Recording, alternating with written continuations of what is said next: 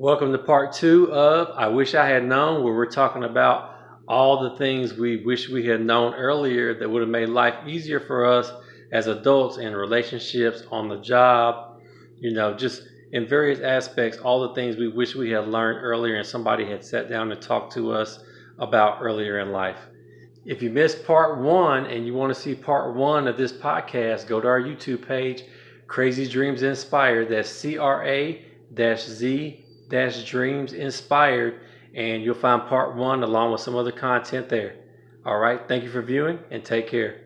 You know what? I think, and I definitely don't want to end that before it's run its cycle if you have more to say on that, but it kind of segues into something that I wanted to say as far as I wish I had known. And I want to definitely get Stefan's thoughts on this, but when you were talking about tough it up and what'd you say, suck it up and move it on. She has all the country analogies.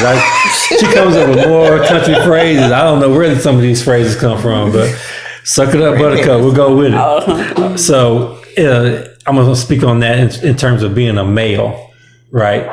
So men in particular are told to suck it up quite a bit from boyhood into manhood. Not encouraged to show emotion or be vulnerable at all. Right. And told, don't cry, suck it up, tough it out, push through. Be a man. Yes. And I wish I had known going into adulthood that a lot of the things I was fed to me about being a man were false. And that they were lies that were fed to me growing up, because then you get married and you go into a marriage and you're like, I'm not supposed to be vulnerable. I'm supposed to be tough. Right. And now you're the backbone of a family, right? Not saying you should be shriveled up on the couch into a ball, because sometimes you just have to keep it moving and push forward. Right. But you go from tough it up as a kid, and then you're in a relationship with somebody who needs you to open up and be vulnerable. My wife needs me to be open and honest and expressive, to be empathetic when she's going through something and she's feeling something. She needs me to feel it with her and be there with her. Right. And not be like, what's your deal? Oh, it'll be all right. Suck it up. You know? Right. So I think we need to also look at changing some of the things we teach our young boys about what it is to be a man. Right. Any comments on that, Steph? I do. One of the things I had to learn in coming into my marriage was I can't fix everything. Like you said, sometimes your wife just needs you to be there with her in the moment. And as an only child, and then as a male, I always look for a solution to my problem or anybody else's problem. Oh, amen. He does. Amen. And what I found is that, ladies don't necessarily need you to fix everything. They just want you to hear them out so that they can express themselves. So, exactly. One of the things I had to learn with my wife is like, okay, are you asking me to just listen, or are you asking me to fix this? And it sounds crazy, but realistically, it's helpful because she can fix things on her own. It's not like she doesn't have a brain and she can't figure out what she needs to do. But sometimes you just got to get those feelings out so that you can think clearer about, okay, what your next steps are going to be. Right. Yeah.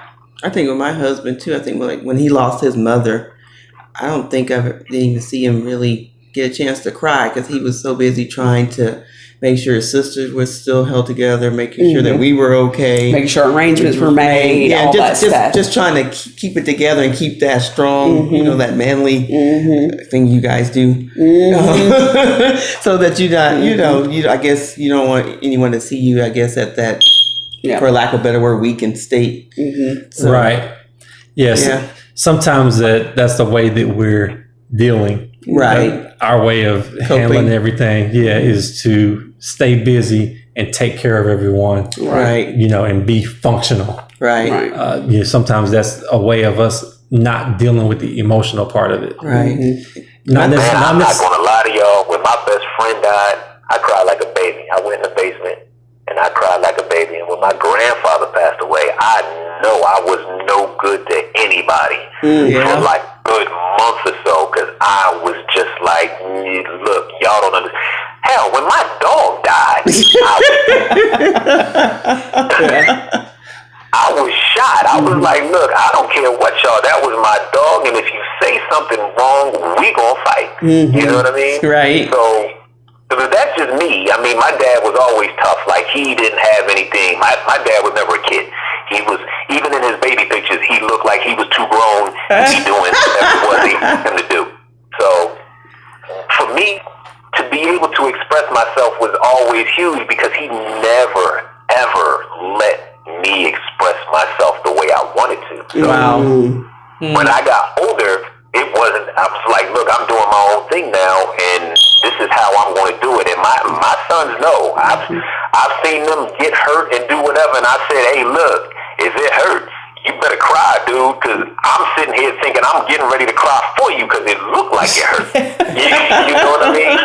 Yeah. There are also times, and Anissa's probably seen it at work, when I'm frustrated, and I'm trying not to show it, but I know she can look at me and go, dude, what are they doing to you? And I'm like, nothing, I'm good. Yeah, that's his favorite word. I'm good. I'm good. I'm like, no, you're not. Hey, okay, so I want to get the female perspective on male vulnerability, because another perspective that I have on that is some women have expectations of men in terms of sucking things up. Oh, yes. And toughness. And so I'm not convinced every woman likes a vulnerable man.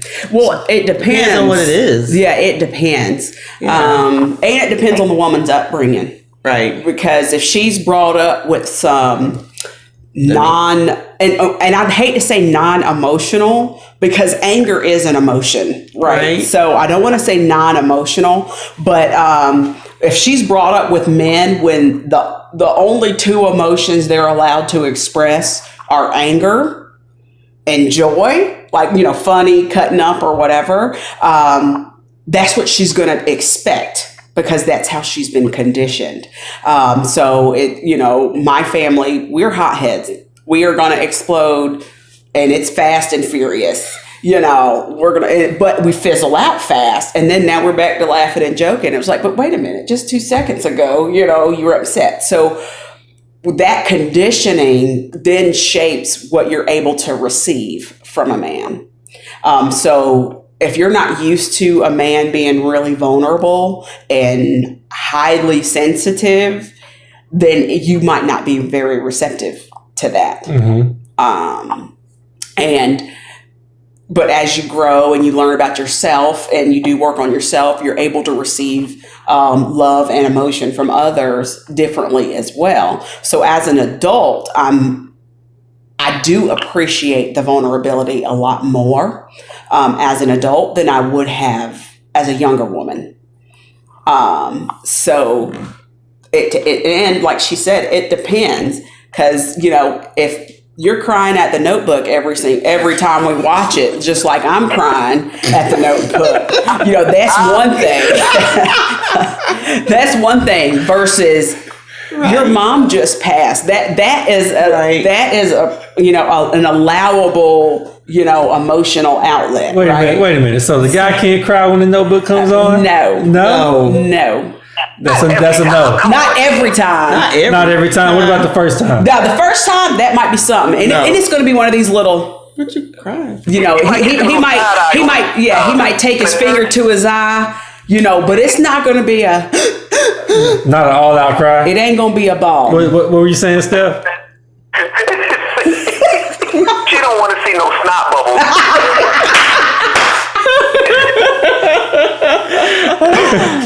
That ain't gonna happen. So now we have broken this thing down to degrees of crying. Yes. And degrees of emotion. Vulnerability. Okay. So now we have levels of vulnerability that are acceptable based on the situation. Right. All right. So that was a good topic. So Candace, do you have anything else you'd like to add to the conversation? I do. I guess the biggest lesson that I wish I would have known, or that someone would have taught me or instilled in me, was I was worthy. So I think that one lie to believe that I was not worthy impacted me on so many different levels of my life, that if I could have learned that lesson and learned it early, it would have saved me a world of hurt. And I think what's so weird is that feeling of unworthiness has been with me so long that I've never known myself without it being a piece of me. I come from a biracial background. We come from a very rural demographic, and obviously in the Bible Belt, good old Southern Georgia. And,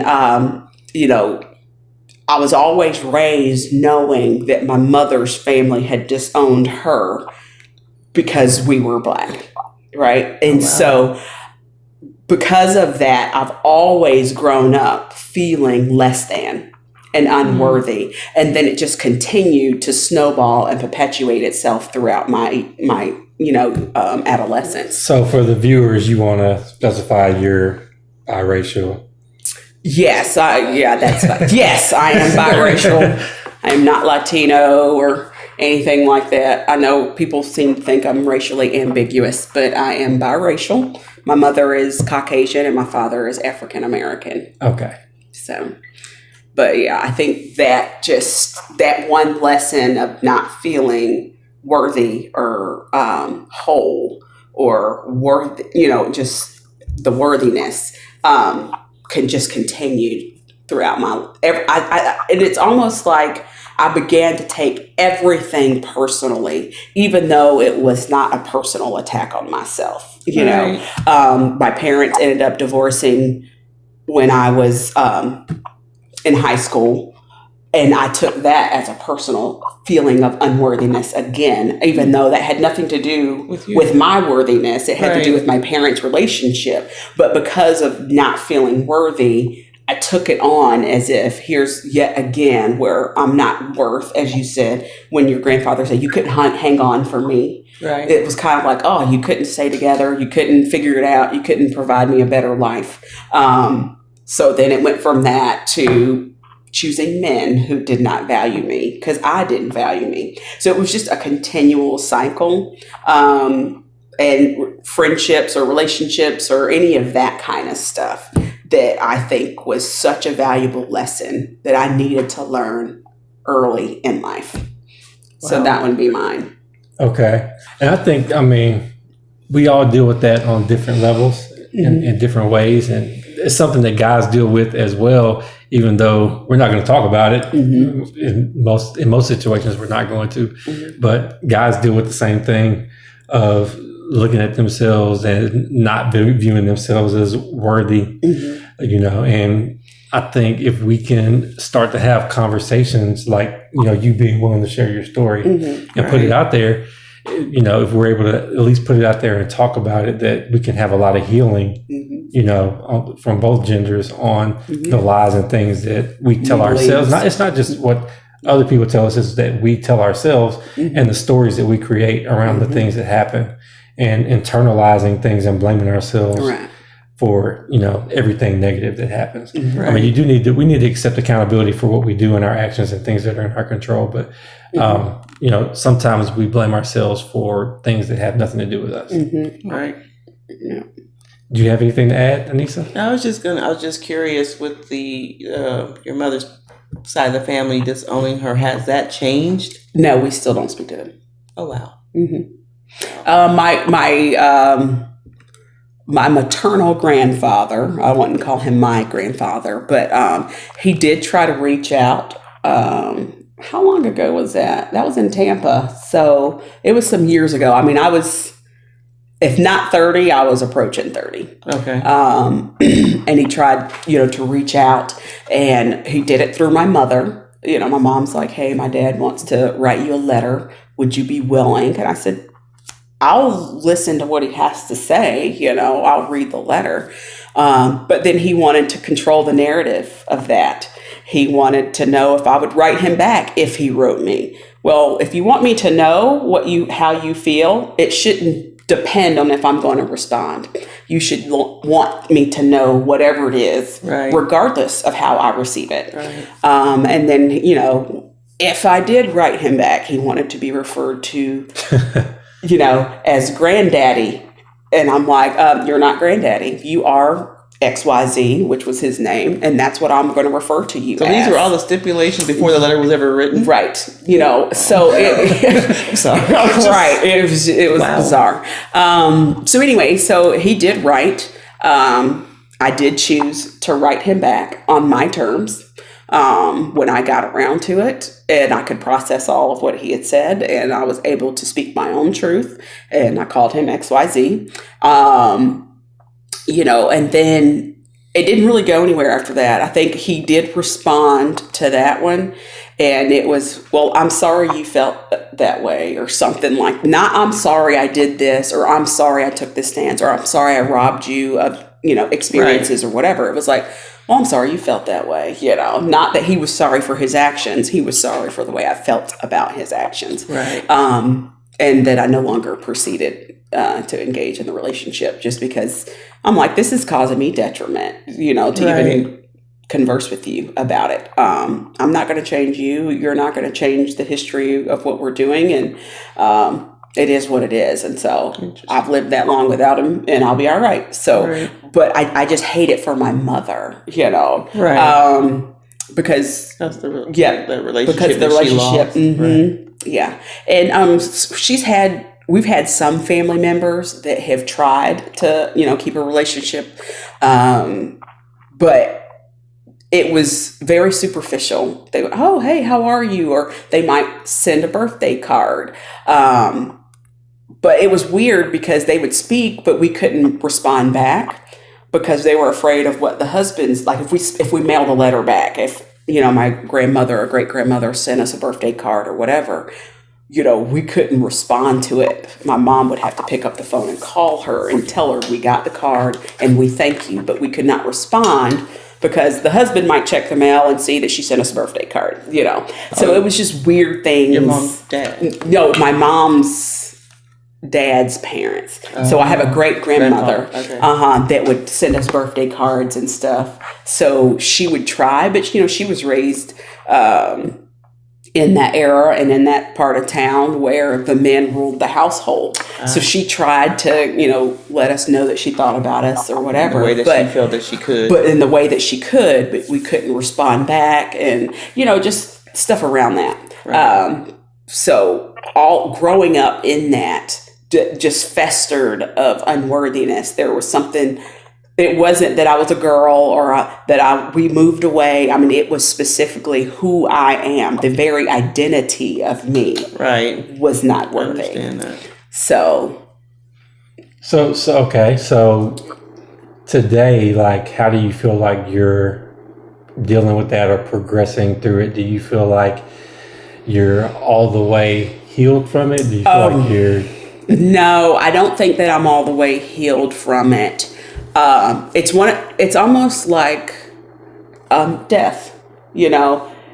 It's not something that you ever get healed from. You just learn to live with it better. Right. I think it would be the best way to describe it. I definitely feel I have grown in my sense of worthiness because, you know, through life experiences, you realize, you know, you don't have to be a size 2. You don't have to look this way. You don't have to make this much money. And all these things that we do to try to fill that void or that emptiness or looking for someone to fill it for us. As I've grown, I've begun to understand that I am worthy because of who I am in Jesus Christ, right? You know, because He made me, that makes me worthy. Exactly. I need nothing. I need to bring nothing else to the table to be worthy. So I'm learning as I grow in my spirituality and my relationship with God. I'm learning that. Right.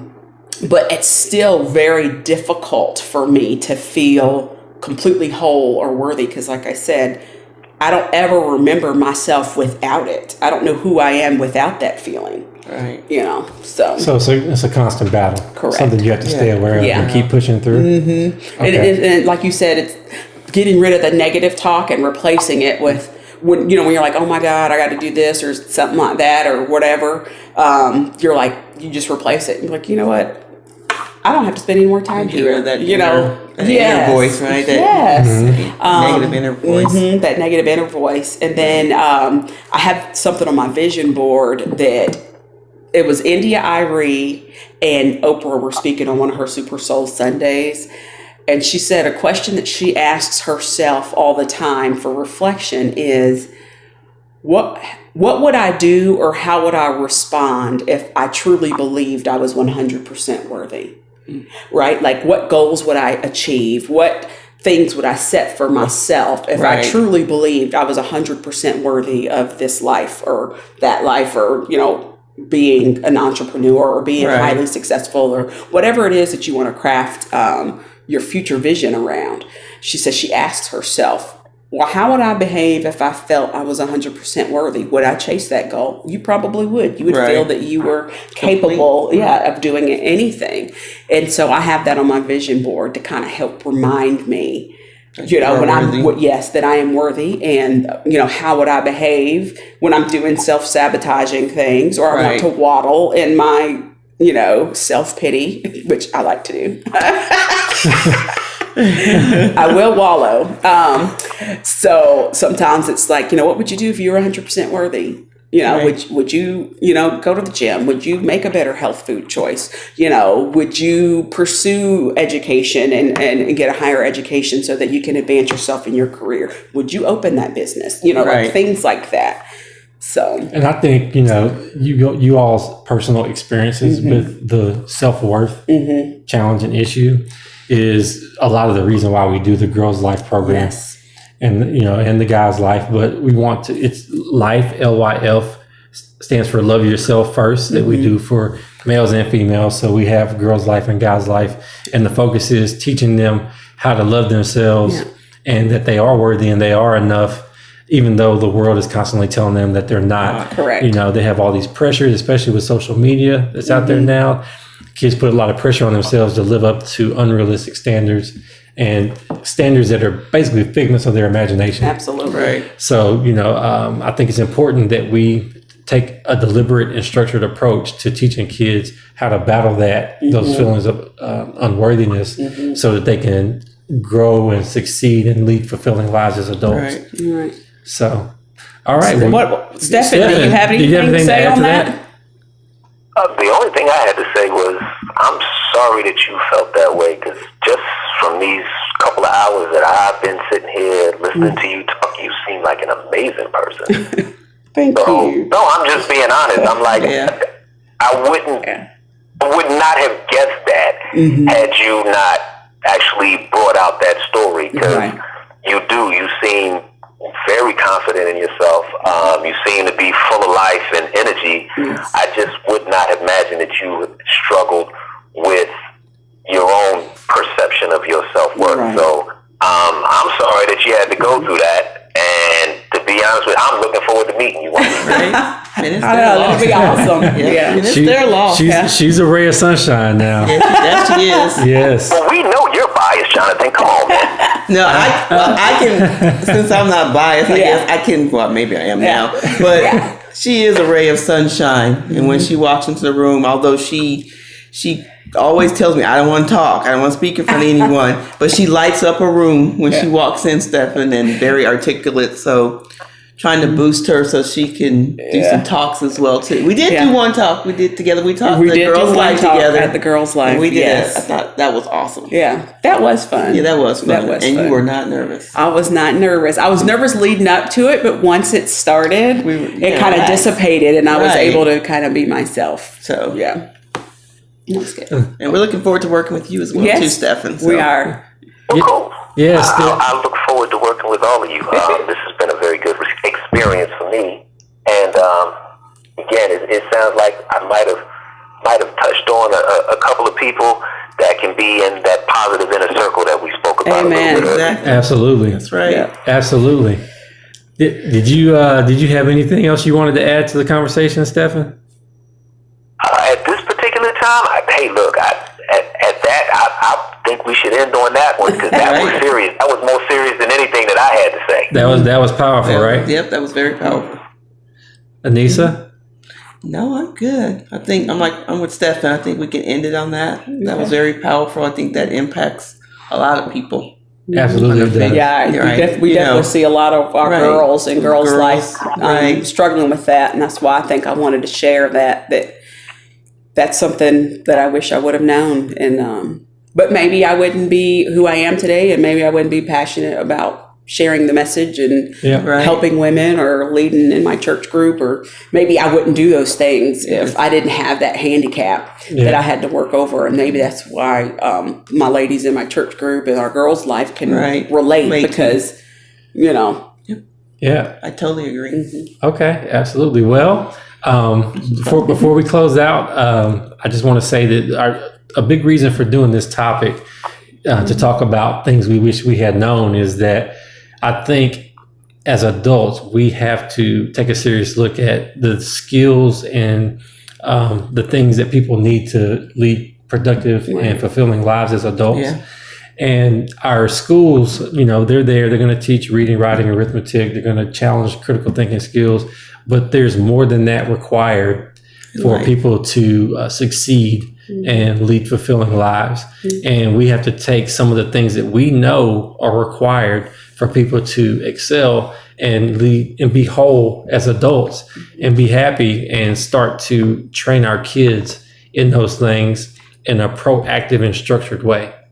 So that's the purpose of Cra-Z-Dreams and what we're doing with youth and adults is we're taking what we know people need to know to be successful in life and be fulfilled and be happy.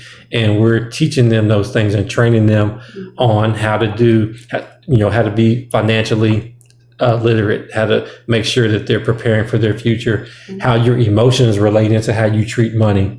We're talking about career challenges. You have to be emotionally intelligent in today's workforce. You have to look at yourself as more of a brand these days because you might not work. You probably will not work for one company until you retire anymore. And so you're pretty much working for yourself, but you're working on behalf of different companies throughout your career. So we talk about that. We talk about entrepreneurship. We get into that vein. We talk about worthiness, how to view yourself as worthy and how to make sure that you stay on top of all the negative voices and have positive self-talk. So all of these things that we didn't learn. What it takes to dream. Have a dream, how to stay organized and stay on top of your dream, and how to stay motivated and keep believing when things in the world make you doubt yourself. So all these things are things that people need to learn, and we're honored and excited to spread the message and get out into the world and make a difference. So I just wanted to say that before we closed out because that's the purpose in everything that we do. We're really excited to have Stefan with us for today and hopefully in the future. First and last name? What's his last name? Cannon. Stefan Cannon. Okay. Well, I call him Stefan because everybody that's notable and exceptional is known by one name. Magic, Jordan. Not everybody. Come on now. Oh, he's a Stephen C, like Stephen Curry. Let's not deal with the Stephen Curry crush today. Okay. Let's say, but you do win points. You win points for having the name Stephan. Yes. Oh, well, all right. Good. So I can work with that. Okay. Excellent. Glad to have you. All right. And glad to have all the viewers who watch today. Thank you for coming along with us. And we'll see you at the next podcast. Thanks for joining. Cra-Z-Dreams. Cra-Z-Dreams.